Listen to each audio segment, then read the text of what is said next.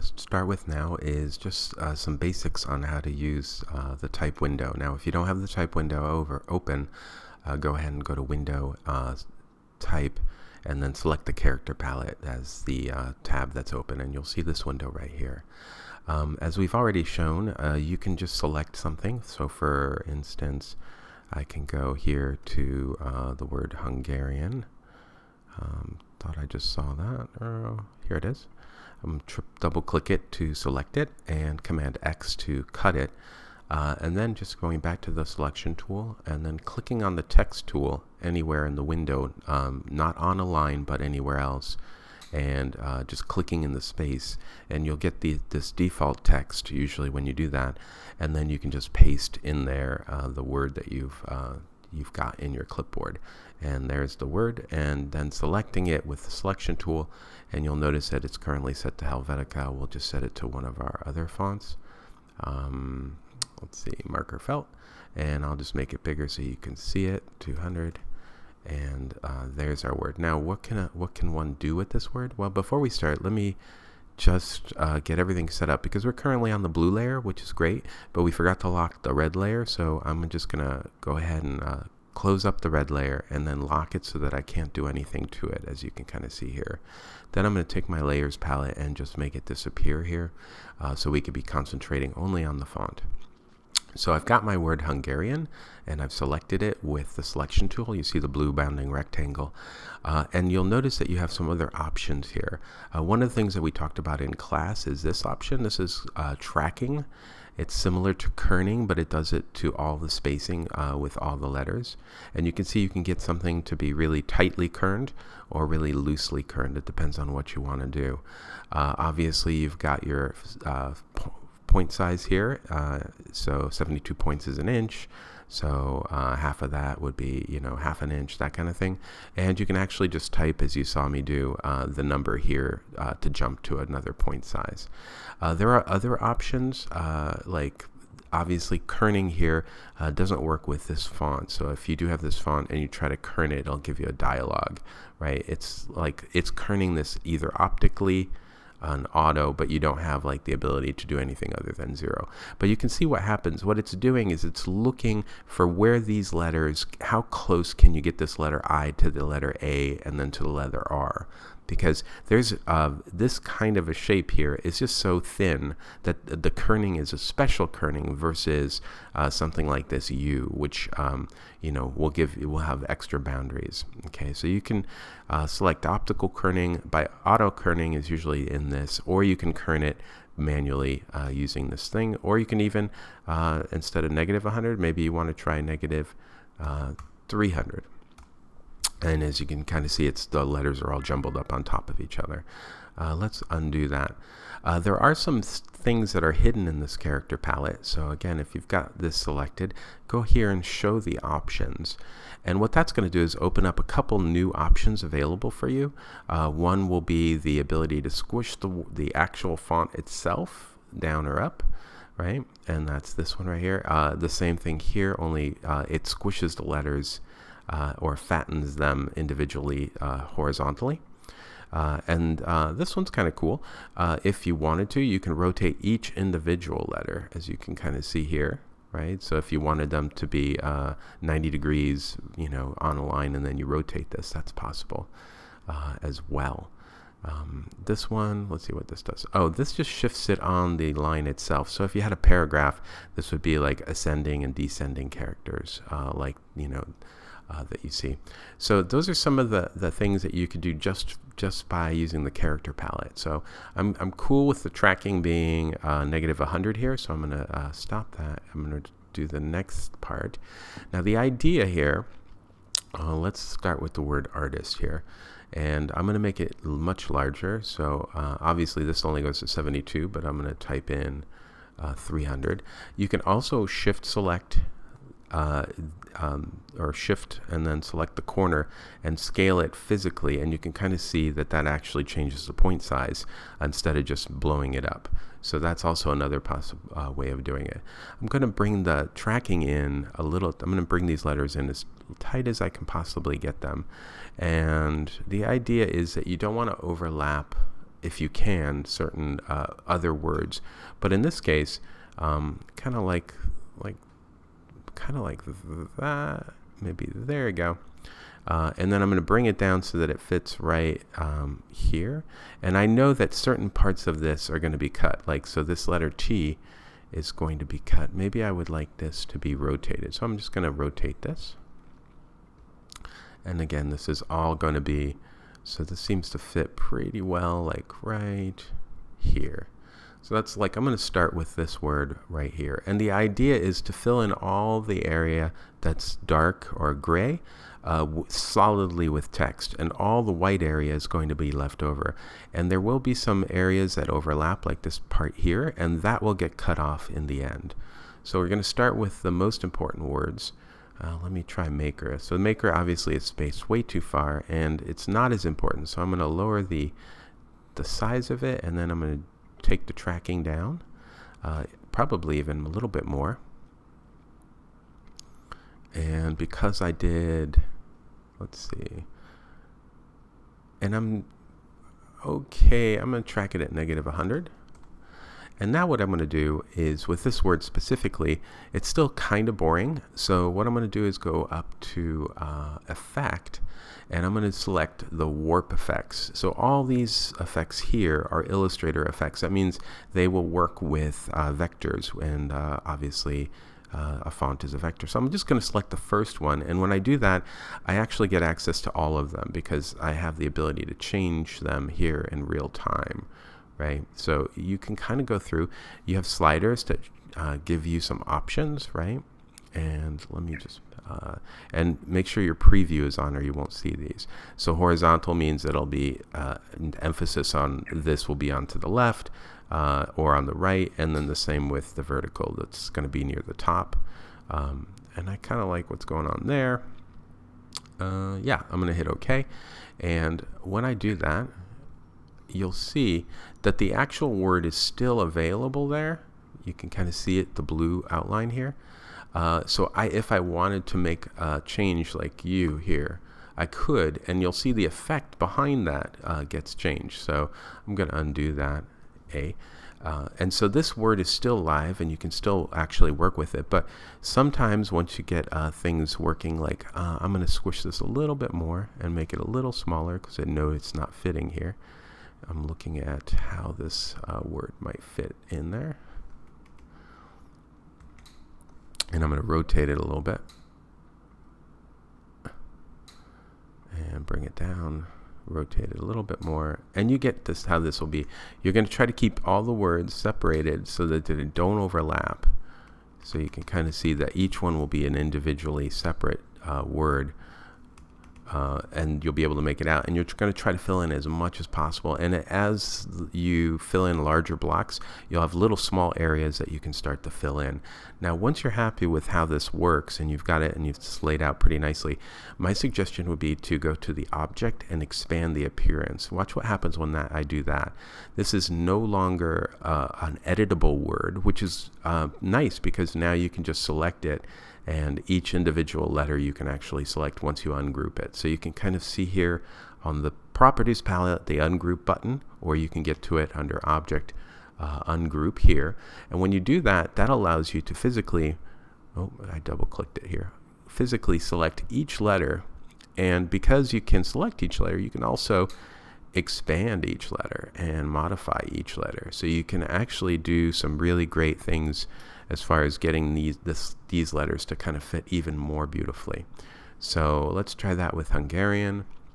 Again, this is a little bit too big, so I'm going to make it smaller, and I'm going to just put it like right here. I like the way that it kind of goes in to this little crux here, right? So that's kind of nice. I want it to go all the way to the edge, so I'm just going to hold the Shift key down, and by holding the Shift key down, it scales it proportionally. And I know that letter, and I want this this chin kind of line to actually exist. So I'm actually overlapping, knowing that I'm going to be cutting off this part. Okay, so let's go to the next word. Let's see, American is a good one. I'm going to select that, Command X to cut it, and then I'm just going to click and paste, and there it is. I'm going to select a font that I like for it. How about that? I'm going to change the size just so I can see it. We'll start at 72. And with a lot of these, you'll be probably changing all kinds of things. Let's do something different with this word American. So let's see. I would love this word American to kind of go around. Let's say I wanted to start up here and kind of go around here. And maybe I'll make it smaller. So what we're going to do is we're going to use our pen tool, or actually our curvature tool. And we've used this before, and I'm just going to draw a curve. And notice it's set to black being my fill and clear being my stroke. I'm just going to switch that temporarily, right? And I've got my pen tool, and I'm just going to go here, here, here, and I'm just clicking, and I'm just being fairly kind of just, kind of loose here. And there's my path, and I'm going to hit the escape key. Here we go. And now what I'm going to do is I'm going to take this word American right here, and notice how it had been selected when I switched them. So I'm just switching back here. I'm going to copy it, Command C, and now I'm going to go to that path. Now watch what happens when I click with my text tool on a path. I'm going to click at the top of it. This is where I started, and lo and behold, you get text on a path, right? And I'm going to paste, and that now pastes the word American on that path, right? I'm going to triple click it. This will allow me to select that word, and you can see that I can actually make this smaller and larger. It's still completely editable. Not only that, I'm going to select the direct selection tool. I'm going to click away and then click here on the path with my direct select tool, and you'll notice that you have access now to each of the individual points just like you did before. So you can modify this to your heart's content as far as getting that line to, or getting that word to actually just perfectly hit that that edge here, right? Another possibility is if you go to type, let's see, I'm going to have to select this object as something. And if I go to type, and where is it?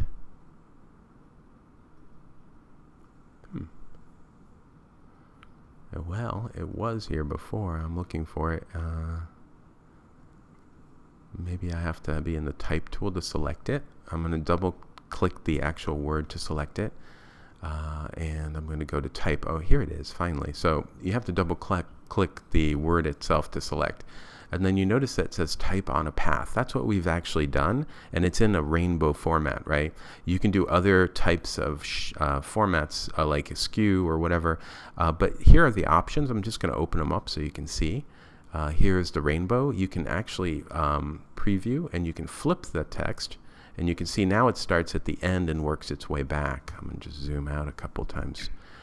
You can't zoom when you're in this preview window, but you can kind of see it starts at the bottom and it flips around that line. You can align it to the baseline, which is, this is your baseline, but you can also align it to descender. So if you want that text to be down here below the baseline, just like we talked about in class, the baseline is like for your X height, that's your bottom X height. But if you go to anything below that, ascender here, you can actually get that letter I here, the ascender, to actually be, this becomes the ascender. That's the height of, like, the highest element in here, which is the A and the I. You can also go to the center, and it puts it right on the path itself. So it depends on what you want. Spacing, let's see, -30, -36. That just does, I think, a little bit like tracking. We're just going to put that back to 0. Okay, and let's see. I'm going to go back to where I had it with baseline, because I kind of like that. And you'll notice this kind of like weird thing happening here, but I'm going to hit OK. I'll change my tracking a little bit so that it doesn't. Let's triple click, and I'll change my tracking so that it doesn't do what it's doing here. And kind of really like that. The little I is going to be removed, but that's okay because you won't be able to see it. And I'm good with that. And so I'm just going to zoom out. Now all these like letters here are still editable, and you know that if you click on them and go to edit, or object expand, just like we've done in the past. You'll get the object fill if this is just a normal text thing, and then ungroup. I'm just going to do that here in the properties. And this allows you to just select each individual letter, and if you wanted to, modify just each letter, which is nice. So in this case, I'm done with this. I know I want to keep it there. I might want to go to object expand, because in the end we're going to expand everything, and then ungroup. And this will allow me to hand, like if I needed to move this little A here and then N was here, that would allow me to do everything and modify it. So this little C, you can kind of see, I'll be able to fix that. So that kind of looks like this. So you can go through each of these things, work with a lot of different effects, right? Pick the letters that or pick the words that are going to be really important first. You know, you can do, like I'll do Command X there. Another possibility I haven't shown, but I'm just going to click here and just click in some space and just paste that in. And let's see, I'll just use phosphate. So obviously if I use phosphate but nothing is selected, it's not making any, it's not working. So here's phosphate. Where is that? There it is. Like that. Just gonna put this like this and kind of try to make things like interesting. Like don't put them all vertically or horizontally. Try to like switch it up a little bit. Like maybe I'll do this here. Maybe I'll give this a little bit of an effect, warp, bulge. Let's see, inflate. Nope, I don't like that. Oh, here's a nice one. Arc lower, arc upper. Yeah, that's kind of cool. Obviously a little too much, but there you go. And we'll see, like I'll make it a little smaller. And I've got that, and I know that it's gonna like go right around here, and then I'm gonna go to Object, Expand Appearance, and then Ungroup, and this will allow me to physically move each letter if I want. So this letter E, let's see, I'll just move this here so that it's closer to the hairline. I know this will be cut off, so that's something to think about. And then I'll shift this over here and shift this over here. And the nice part about this is you can actually modify each letter. You can even make them scale them up a little bit and get them a lot tighter, right? So maybe in this case I want it to go close to this L. I'm trying to fill in as much of this stuff as possible so that we'll have no spaces as much. You will try to crush all this stuff in. So again, it'll be nice to get these. So like here, I'll leave American the way it is, but I'm gonna expand it and ungroup, and you'll see now I'll be able to kern these letters by hand. In other words, I can just select this letter. I keep double clicking here and just put it here, and then really bring that M closer and the E, and just get the stuff as close as I want. So I'm hand kerning this like we talked about in class. And then here I'll just I could just put like this Hungarian word. I'm going to expand this as well. I'm going to see if I can move that and get rid of that dot, and ungroup it, and then select this, double click to get into that dot. I'm just going to put the dot here because this way that'll allow me to move the A. So you can see you can really go in and get this to work. Actually, I'm going to remove that dot completely. It's not necessary. Boop. All right, now I have a better ability to make this letter word, and this is a little tight. So these kind of open up, and we get the idea. So continue this until you're filled up. You can use the words multiple times. Now, if you wanted to create a block of text, like a solid block, say for instance you selected several words here, right? I'm going to Command C just to copy them, just to give you an example, and then get out of there. If you use the text tool, what you could do is click and hold, and that'll create a square or a shape. And once you let go and then paste, you'll see that those words actually go into that shape. And if I change the size of those, you see that the shape actually will hold them, like think of it like a window, right? And if you want to get those words back, you can open this window up a little bit or close it up. And you'll see that this window could then be kind of, this little button tells you take what's ever not here and put it in a different window. Another possibility is to just create a shape like an ellipse, create that, and you can see I'll just switch this to an outline mode. And then because I have the I still have the text inside of my cursor, right? I'm going to go to the text tool, and I'm going to just click on the shape itself, and now paste. And now you see that it actually pasted it in the shape, right? Not on the line, but in the shape. So let me just do that again so you can see. It's like right here, it's going to, if I click here, you see it'll paste it in the shape. If I click on the path, let's see. No, because it's a closed shape, it'll put it inside.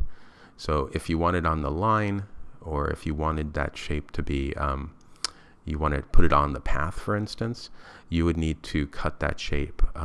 Here's an eraser tool right here, and I can just erase, oops, that shape. Let me do the scissors tool instead.